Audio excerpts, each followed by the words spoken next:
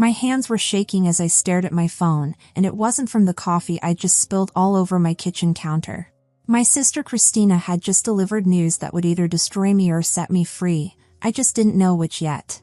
"I quit my job today," she announced, her voice carrying that reckless joy that always meant someone else was about to pay the price for her decisions. "And before you ask, no, I don't have another job lined up. But don't worry about that. You're going to support me and my 2 kids until I'm ready to work again." Just like that. No discussion. No asking. Just the casual assumption that my life, my money, my entire existence revolved around cleaning up her messes. I'm Quinn, and for 32 years, I'd been the family's designated fixer.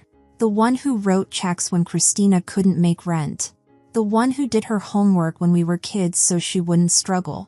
The one who shared her car that our parents bought, even though I had to ask permission to use it. But that Tuesday morning, sitting in the house I'd worked my ass off to buy, something inside me finally snapped. Let me take you back to the beginning, because this story isn't just about one phone call.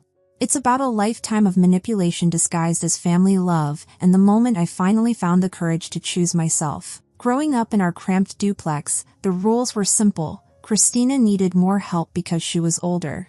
When math came easily to me and Christina struggled, my parents didn't celebrate my natural ability, they assigned me to do her homework. When I begged for piano lessons after falling in love with music at a school recital, they said we could only afford 1 set of lessons. Guess who got them? Christina, who'd never shown the slightest interest in music. The pattern followed us into adulthood like a shadow that never fades. When Christina turned 16, our parents surprised her with a used Honda Civic, complete with a big bow on the antenna and tears of joy. When I turned 16 2 years later, they handed me a spare key to Christina's car and explained that I could share it if I asked permission first and only if she didn't need it. College? Christina got her tuition paid in full while I was informed that I'd need to take out loans because Christina needs more help adjusting to independence. Even then, even as an 18-year-old watching my parents fund my sister's education while I signed paper after paper for student debt, I told myself this was just how families worked. By the time I'd built a successful career as a sales rep, exceeded my quotas year after year, and finally saved enough to buy my own house, I'd been subsidizing Christina's life for so long it felt normal. She worked, barely, making just enough to cover her rent while I wrote check after check to cover whatever her paycheck couldn't handle. Her 2 boys, Austin and Owen, 8 and 10 years old, sweet kids who deserved stability, had somehow become my financial responsibility too. I told myself it was temporary. I told myself it was just helping family. I told myself that's what good sisters do. But good sisters don't quit their jobs without notice and expect their siblings to fund their sabbaticals. That Tuesday morning, when Christina's voice carried that familiar tone of manufactured excitement, I should have hung up immediately. Instead, I listened as she explained her grand plan. "I've been working nonstop since the divorce," she said, as if working was some unusual hardship. "I'm exhausted. I deserve a break. You make good money, you've got that big house. You can cover my expenses for a while. Just until I figure things out." The audacity was breathtaking. Not the request itself. Christina had made unreasonable demands before. It was the casual assumption that I'd restructure my entire financial life to accommodate her whims, like she was asking me to pick up milk from the store. "Christina, I'm not going to support you. That's insane. You have 2 kids and responsibilities." Her voice shifted into that sharp register I remembered from childhood, the tone that preceded the nuclear option. "Well, if you won't help me willingly, I'll just call Mom and Dad. They'll make you do the right thing." The line went dead, and I sat there holding a phone that suddenly felt impossibly heavy. That sick, familiar feeling spread through my chest, the same sensation I'd gotten as a kid when Christina would threaten to tell our parents some twisted version of events if I didn't comply with whatever scheme she'd cooked up. 30 minutes later, my phone rang again. Mom's contact photo smiled at me from the screen, but I already knew this wouldn't be pleasant. "Quinn Hamilton, what is wrong with you?" My mother's voice hit full volume before I'd even finished saying hello. No greeting, no small talk, just immediate offense and accusation. "Hi, Mom. What are you talking about? Don't play dumb with me. Christina called me crying. She said you refuse to help her when she needs you most. How could you be so selfish? The word selfish hit like a slap. Selfish? I'd been funding Christina's life for years. I'd been the family's ATM machine since I got my first real job. But refusing to enable her latest irresponsible decision made me selfish? Mom, Christina quit her job without having another one lined up. She expects me to pay all her bills while she takes a vacation. That's not reasonable. She's not taking a vacation. She's been through a terrible divorce, and she needs time to recover. You have a good job in that house. The least you can do is help your sister. Help her, yes. Support her completely while she chooses not to work. No. Then came the words that changed everything. Well, that's too bad, because we've already decided. Christina and the boys are moving in with you. You have that big bedroom upstairs, they can stay there. The words hit me like a physical blow. They're what? Mom, nobody asked me about this. We're not asking, Quinn. We're telling you. Christina needs a place to stay, and you have the room. My hands were trembling now. This is my house, Mom. My house that I pay the mortgage on. Family helps family, Quinn. Christina would do the same for you. The lie was so blatant it was almost funny. Christina had never done anything for me that she didn't absolutely have to do, and even then, she made sure everyone knew what a sacrifice it was. Then Dad got on the phone, and his voice carried that tone of finality that had terrified me as a child.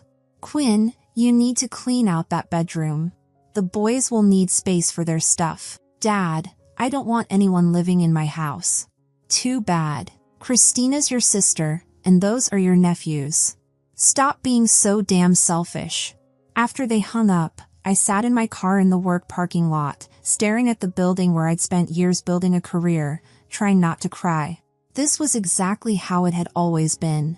Christina made impulsive, irresponsible decisions, and somehow the consequences became my problem to solve. But then I remembered something that changed everything. For months earlier, my boss Ben had offered me a transfer to our company's Denver office. Better opportunities, room for advancement. At the time, I'd turned it down because I'd just bought my house and couldn't imagine leaving. But sitting there in my car, watching my coworkers head into a building where I actually felt valued and competent, I realized something profound. What if I didn't have to stay trapped in this cycle? I walked back into the office and knocked on Ben's door. Hey, Ben? Remember that transfer offer you made about the Denver office? Is that position still available? He looked up from his computer, eyebrows raised. It is. Why? Are you interested now? Very interested. When could I start? Ben leaned back in his chair, and for the first time in days, I saw someone smile at me without wanting something in return. Hell, Quinn, you could start next week if you wanted to. I've been holding that spot, hoping you'd change your mind. Then yes. I want the transfer. Walking out of Ben's office, I felt something shift inside my chest. For the first time in my adult life, I was making a decision based on what I wanted rather than what my family expected me to provide. The next few days were a blur of surgical precision. I called my friend Nick, who worked in real estate, and explained that I needed tenants for my house immediately. I knew my parents and Christina could show up at any moment with suitcases and the expectation that I'd just roll over and let them take over my life. I moved like someone escaping a burning building. I called in sick for the rest of the week and spent every waking hour packing. I kept only what I absolutely needed: clothes, important documents, my laptop, and a few personal items that actually meant something to me. Everything else went into storage or stayed with the house for the tenants. Nick came through in ways I'd never expected. By Thursday, he'd found a married couple with one child who were looking for a house to rent in my neighborhood. When I met them, he worked in IT, she was a teacher, and their 7-year-old daughter was polite and curious. They seemed like the kind of people who'd actually take care of the place. They could move in immediately and were willing to pay first and last month's rent up front. I signed the lease agreement with them on Friday morning, setting up an automatic transfer so the rent would go directly into my bank account every month. It felt surreal, renting out the house I'd worked so hard to buy, but for the first time in months, I felt like I was making a decision that was actually mine. By Friday afternoon, I was loading my car with the last of my belongings.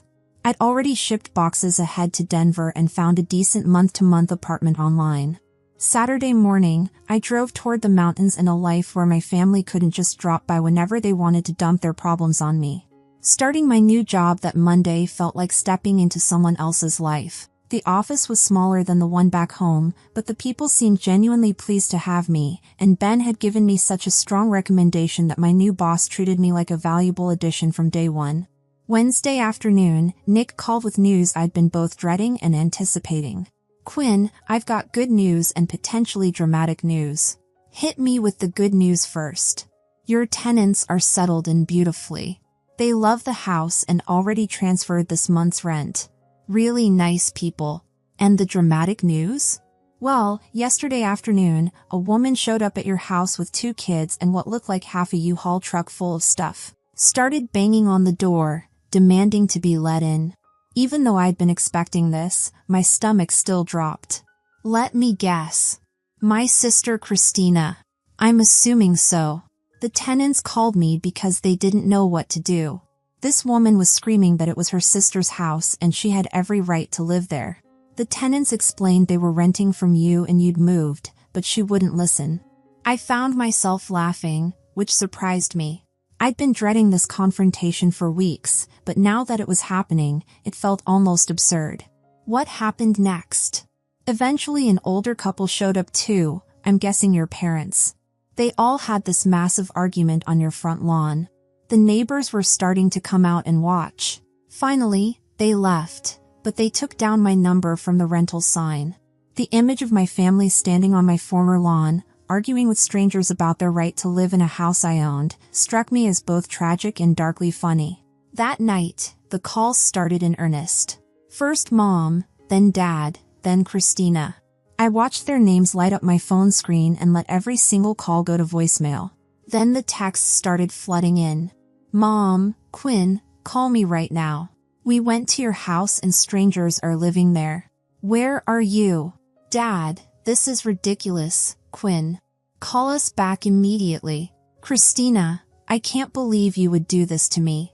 I have nowhere to live and you just disappeared." I turned my phone on silent and went to bed in my new apartment, in a different state, where nobody could pound on my door and demand entry.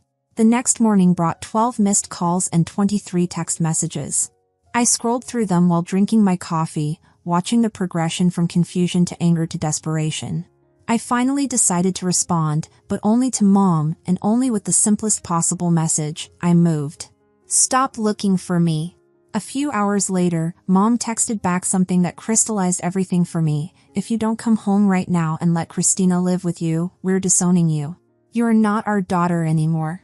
I stared at that text for a long time. Part of me felt hurt, even though I'd been expecting something like this. But mostly, I felt relieved.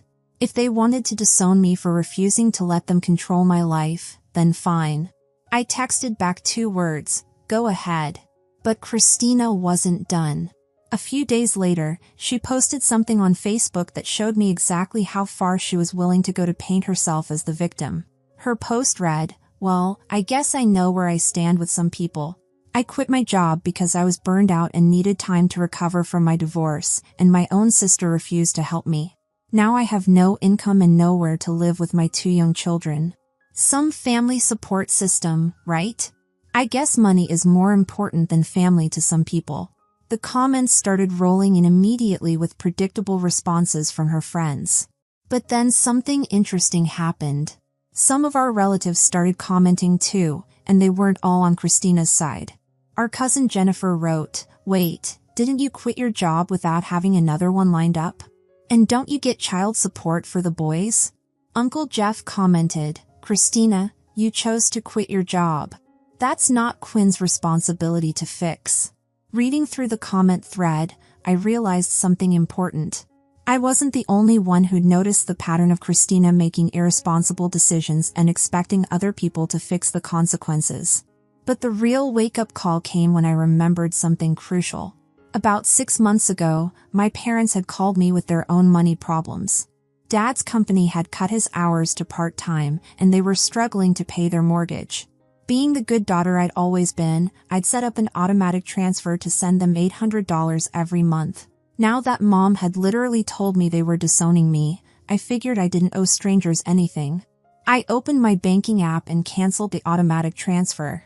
Then I took a screenshot of the cancellation confirmation and sent it to both my parents with a simple message: "Since you disowned me, I won't be paying strangers' mortgage anymore." My phone rang 3 minutes later. "Quinn, what did you just do?" Mom was screaming so loud I had to hold the phone away from my ear. "You can't do this to us. We need that money. Without it, we can't make our mortgage payment." "That sounds like a you problem, Mom." I heard her start crying. "Quinn, please. Christina and the boys are living with us now because she has nowhere else to go. We can't afford to feed them and pay the mortgage without your help." "Then maybe Christina should get a job. She's still recovering from her divorce. She needs time. She needs income. She has 2 kids to feed." My mother was crying harder now. "How can you be so cruel? This is all your fault. If you just let Christina stay with you like we planned, none of this would have happened." My fault? I couldn't keep the incredulity out of my voice. Christina quit her job without having another one lined up. That's nobody's fault but hers. She's family. So am I. But that didn't stop you from disowning me when I wouldn't do what you wanted. We didn't mean it. Too late, Mom. I hung up and turned off my phone. I was shaking a little, but I also felt something I hadn't experienced in years: free. The harassment didn't stop there. A week later, my old boss Ben called with something that left me speechless. "Quinn, I need to tell you about something weird that happened today. Your mother came to my office and demanded to see me." I was mortified. "Ben, I am so sorry."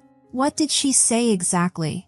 "She said you were being irresponsible and selfish, and that as your boss, I needed to either convince you to send them money or just take it directly out of your paycheck and send it to her." My mother had actually gone to my old workplace and tried to get my boss to steal money from my paycheck. That was a new low, even for her. I told her that what you do with your money is none of my business and none of the company's business. I also told her that what she was suggesting sounded like theft.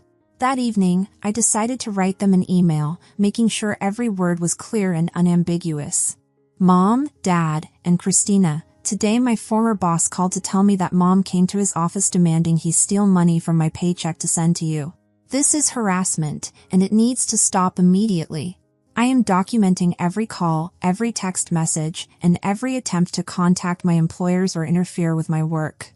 If any of you continue to harass me, contact my workplace, or demand money from me, I will file for a restraining order. You told me I was disowned and no longer your daughter. I accepted that. Now leave me alone. Any further contact will be considered harassment and will be reported to the police." I sent the email to all 3 of them and then blocked their phone numbers. 3 months passed without a word from my family. 3 months of the most peaceful life I'd ever had. I was thriving in Denver, exploring a new city, making new friends, and for the first time in my adult life, saving money for my own future instead of funding other people's poor decisions. My cousin Jennifer called me one evening to check in. "Hey Quinn, how are you doing in Denver?" "I'm doing really well, actually. How are things back home?" "Well, your family is definitely struggling. Your dad had to get a second part-time job at a grocery store, and Christina went back to work. Your mom keeps telling everyone that you abandoned the family, but honestly, most people think Christina brought this on herself." After we hung up, I felt vindicated. Christina was working again. Dad was working more. They were all taking responsibility for their own lives instead of expecting me to fix everything for them. 6 months later, I was sitting in my favorite coffee shop in Denver on a Saturday morning, looking through apartment listings online, when Jennifer texted me with another update. "Hope you're doing well. Your dad is working 2 jobs now, his part-time office job during the day and stocking shelves at the grocery store 3 nights a week. He looks tired, but they're managing to pay their bills." "And Christina?" "Oh, Christina is not happy. She's working full-time at a call center and absolutely hates it. She's still living with your parents, which your mom says is really cramped. Christina and the boys are all squeezed into your old bedroom, and apparently there's constant fighting over space and privacy. I felt a tiny pang of guilt, but pushed it away.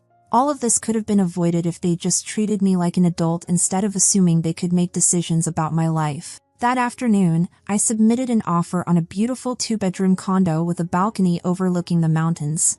The seller accepted it the next day. Standing in my new living room a few weeks later, looking out at the mountains through windows that were actually mine, I felt something I'd never really experienced before: complete independence.